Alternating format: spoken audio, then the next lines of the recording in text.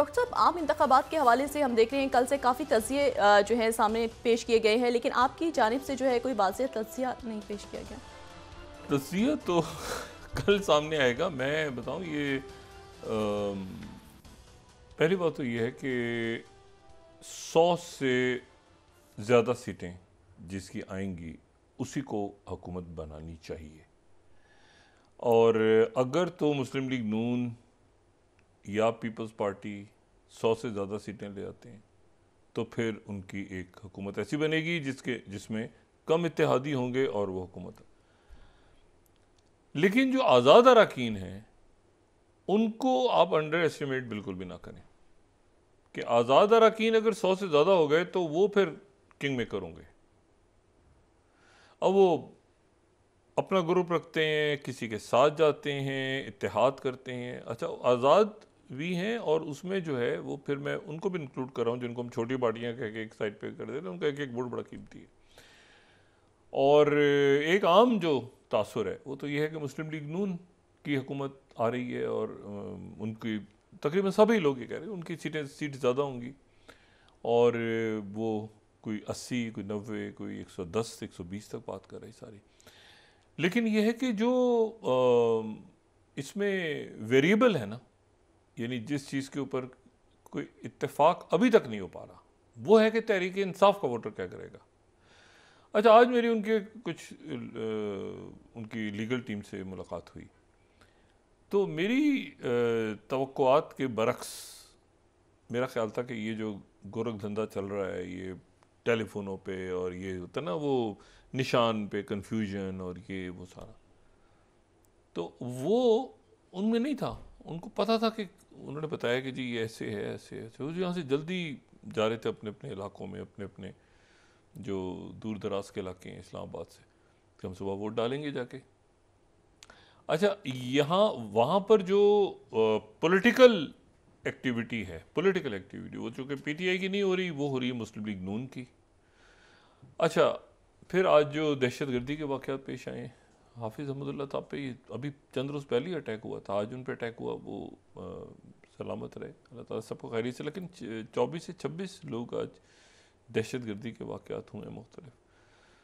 तो ये जो है ना, ये अब इसमें वेरिएबल्स बड़े हैं। लेकिन मैंने वही बात बताई कि जो पार्टी 100 से ज़्यादा, अगर मुस्लिम लीग नून 100 से ज़्यादा ले गई तो मुस्लिम लीग नून फिर उस मुस्तहकम पोजीशन पे है जहाँ पे उनको बहुत ज़्यादा इत्तेहादी नहीं चाहिए। एक मजबूत हुकूमत है, 2-3 उनके साथ इत्तेहादी हैं जो पुराने हैं, जिनको वो जानते हैं। नवाज शरीफ साहब ज़ाती तौर पे मरासिम हैं और वो उनके साथ एक मुस्तहकम हुकूमत बनेगी। लेकिन अगर वो बहुत ज़्यादा डिपेंडेंट आज़ाद अरकान के हो गए तो फिर उस सूरत में ये है। अच्छा, आईपीपी भी अगर बहुत ज़्यादा सीटें ले गई तो उनकी डिमांड्स बहुत ज़्यादा होंगी नवाज शरीफ साहब से। तो नवाज शरीफ साहब को अपना, अगर मुस्लिम लीग नून ने आना है तो उनकी अपनी 100 से सीटें ज़्यादा होनी चाहिए मुस्तहकम हुकूमत के लिए। पीपल्स पार्टी ने आना है तो पीपल्स पार्टी की सीटें, आज़ाद अरकान ने आना है तो 100 से ज़्यादा। तो 100 एक ऐसा नंबर है जिसके ऊपर अभी तक वो एक वेरिएबल है कि 100 तक कौन पहुँचता है कल। और हमारा तो बस एक ही मैसेज है कि इसमें सब लोग मैक्सिमम वोट डालें अपना कल। और अपना जो हक राय दही है, आपको मुस्लिम लीग नून पसंद है, आपको पीपल्स पार्टी पसंद है, आपको तहरीक इंसाफ पसंद है, आपको जो है वो जमात इस्लामी पसंद है, एमक्यू जो पार्टी पसंद है, आप समझते हैं कि वो सर्व करेगी, JUIF, तहरीक लब्बैक, आप उन्हें वोट डालें। लेकिन वोट डालें ज़रूर, ठीक है। तो ये बात बड़ी इंपॉर्टेंट है। और दूसरा ये कि एक मुस्तहकम सेटअप आए। मेरी पहले दिन से मैं सिर्फ ये तज़िया दे रहा हूँ कि एक मुस्तहकम सेटअप आए, 100 से ज़्यादा सीटें आएँ और उसमें 110 के करीब आ जाएँ, किसी भी पार्टी की 110 आ जाएँ, 115, 120, तो फिर 169 तक पहुँचना आसान होगा। लेकिन अगर 80 सीटें आ गई, 70 आ गई किसी की, तो फिर वो 100 लोग कहाँ से लेकर आएंगे आप?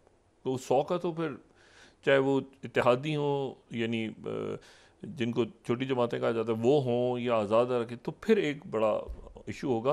तो 100 का नंबर जो क्रॉस कर गया, जो पार्टी क्रॉस कर गई, 110 तक पहुंच गई, तो ये इस्तेकाम की तरफ, एक सेटअप इस्तेकाम की तरफ जाएगा।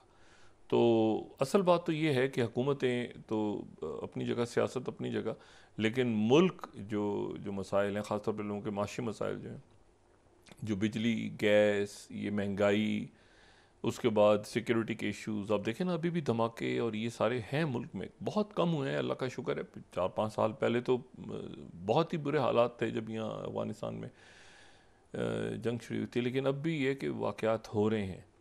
तो उसमें यह है कि देखते हैं कि कल शाम तक तज़िया मेरा सिर्फ उसमें यह है कि जो पार्टी 100 से ऊपर ले जाएगी वो एक मुस्तहकम सेटअप बना देगी, और दुआ ये है कि ये बहुत ज़्यादा जो है ना, यानी कि 90-100 की काबीना ना बने, स्मार्ट काबीना बने, 20 हों, 30 हों, 35 हों, 40 हों, जो भी काबीना, लेकिन वो ऐसे हों जो एक डूअर्स हों, मुल्क के लिए जो है वो काम करें ताकि मामलात आगे की तरफ बढ़ें।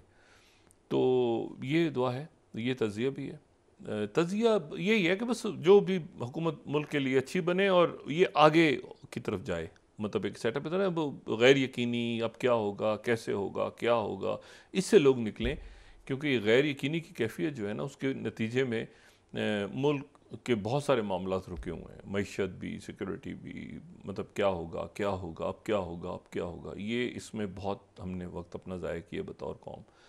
तो अब एक लॉन्ग टर्म एक मंसूबे बने, प्लानिंग किस तरह करना है एजुकेशन में, हेल्थ में, इसमें उसमें, वो फिर करके फिर आगे निकलें इस फेज़ से। हम ये दायरों के सफ़र में फंसे हुए हैं, और हर कुछ साल के बाद हम पहिया ईजाद करने निकलते हैं कि पहिया ईजाद करेंगे, तो ये इससे हमें निकलना चाहिए। अच्छा, तो एक तो बात है। दूसरी जो बात है कि वो तो इंशाल्लाह मुझे तो पूरी उम्मीद है कि हम इससे क्योंकि ये मैन मेड क्राइसिस है ना अंदर, इससे हम निकलेंगे, तो और हुकूमत एक मुस्तहकम सेटअप बनेगा तो बहुत ही अच्छा मुल्क आगे की तरफ इंशाल्लाह जाएगा। तो अब कौन कितनी सीटें आगे पीछे दाएं बाएं, वो सारे मैं उन पे तो जाना नहीं चाह रहा, लेकिन ये है कि दोस्त अहबाब जो बात कर रहे हैं तो वो यकीनन वो चूँकि ग्राउंड में गए हैं मुख्तलिफ़ इलाकों में, तो उस हवाले से वो बात कर रहे हैं। तो मैं चूँकि गया नहीं हूँ और मैं ज़्यादा दूसरे इश्यूज़ पे मेरी नज़र है जो कि मेरे ख्याल से बहुत अहम है इस वक्त, और उनका असर पाकिस्तान पे हो रहा है और होगा। ये पाकिस्तान में इन्वेस्टमेंट्स और ये सारी चीज़ें आप और मईशत, अगर आप यूक्रेन को और मशरिक़ वस्ता या मगरबी एशिया के हालात को निकाल दें या उनको इंक्लूड ना करें अपनी पूरी डायनामिक्स में, तो ये आपका कोई सेटअप्स और ये जो पॉलिटिक्स का जो अंदर टर्मोइल और लीडरशिप क्राइसिस और ये सारा मज़ीद बढ़ेगा अगर हमने अपने आप को अभी ना थामा बतौर एक रियासत। तो अपने आप को थामना बड़ा ज़रूरी है। देखिए, कल जो है वो रात को सेक्रेटरी ब्लिंकन जो हैं वो सऊदी अरेबिया का दौरा मुकम्मल करके कतर पहुंच गए थे, और कतर में उनकी फिर जो है वो एक उन्होंने प्रेस कॉन्फ्रेंस की कतर के बड़े अरसे बाद सेक्रेटरी ब्लिंकन ने इस मौके पे, जो कि एक बड़ा जिसे आप कहें कि एक टर्मोइल है कि जी क्या होगा, गज़ा में क्या होगा, ये कोई मुआहदा हो रहा है, नहीं हो रहा, जंग बंदी का कोई, तो उन्होंने एक प्रेस कॉन्फ्रेंस की, और वो प्रेस कॉन्फ्रेंस जो है वो मोहम्मद बिन अब्दुर्रहमान सानी के साथ, जो कि कतर के वज़ीर आज़म भी हैं और वज़ीर ख़ारजा भी हैं, उनके साथ उन्होंने प्रेस कॉन्फ्रेंस की, और बड़ी जो है वो यानी उसमें स्ट्रेट सवाल हो रहे थे।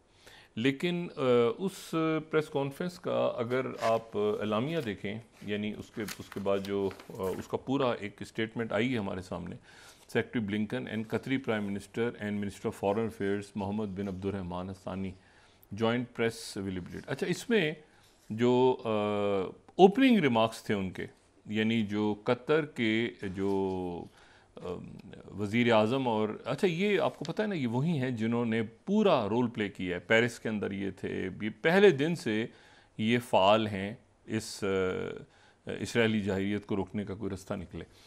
तो इन्होंने जब गुफ्तगू का आगाज़ किया, तो अगर हम उसका देखें जो हमारे पास रीड आउट है, तो उसमें जो है वो उन्होंने कहा कि I am please to welcome his excellency secretary of state Anthony Blinken in Doha. बहुत मीटिंग्स हुई हमारी पिछले हफ्तों में, आपको पता है ना, ये अमेरिका चले गए थे, पेरिस से ही अमेरिका चले गए थे, वहाँ पर इनकी मीटिंग हुई थी, अटलांटिक काउंसिल में इन्होंने खिताब किया था, फिर ये वापस आए। फिर उन्होंने कहा, first I would like to inform the media that we have received reply from Hamas with regards to the general framework of the agreement with regards to hostages. यानी हमें एक मुस्बत जवाब मिला है हमास की तरफ से यरगमालियों के हवाले से। आगे फिर वो कहते हैं कि the reply include some comments but in general it is positive. यानी हमास ने जो हमें जवाब दिया है वो मुस्बत जवाब दिया है। किस चीज़ का जवाब दिया है? वो जो एक मुआहदा पेरिस में साइन हुआ था। और फिर उसके बाद वो आगे कहते हैं कि गिवन सेंसिटिविटी सर्कमस्टांसेस, हम इसकी डिटेल्स नहीं बताएंगे, लेकिन फिर वो आगे बात इसमें जब करते हैं तो वो कहते हैं कि therefore we call the international community to assume responsibility and call for a ceasefire। अच्छा, ये ceasefire, it is a high time for international community decision to a ceasefire। अब यहाँ जो लफ्ज़ इस्तेमाल हो रहा है वो लफ्ज़ इस्तेमाल हो रहा है ceasefire का। इसके बाद यानी थोड़ा सा आगे चल के अगर हम हमारी स्लाइड से आ रहे हैं तो ठीक है, वरना हम इसको वो जो नुक्ता है ना ceasefire का, तो ये इन्होंने लफ्ज़ जो है वो इस्तेमाल किया कि ceasefire, ठीक है। अच्छा, फिर इसमें जो है ये इसके बाद वाले पैरा में नीचे अगर आप देखें तो ये आपको ceasefire का इसमें लफ्ज़ नज़र आएगा। अच्छा, एनीवे, बहरहाल, तो अब वो कहते हैं कि 20,000 से ज़्यादा इसमें जो है वो इंसानी जानें चली गई हैं और यहाँ पे जंग बंदी होना ज़रूरी है, ceasefire होना ज़रूरी है। अच्छा, इसके बाद अब ये हुआ कि सेक्रेटरी ब्लिंकन जो हैं वो यहाँ पर आप देखें लफ्ज़ ceasefire आ रहा है। Therefore we call the international community assume responsibility and call for ceasefire। अब ये जो बात कतर के वज़ीर आज़म कर रहे हैं, वज़ीर ख़ारजा कर रहे हैं, तो एंथनी ब्लिंकन साथ खड़े हैं। ये प्रेस कॉन्फ्रेंस के पॉइंट्स हैं जब ceasefire की बात हो रही है, ह्यूमैनिटेरियन पॉज और इस तरह की कोई बात नहीं हो रही, ceasefire की बात हो रही है, सेक्रेटरी ब्लिंकन साथ खड़े हैं।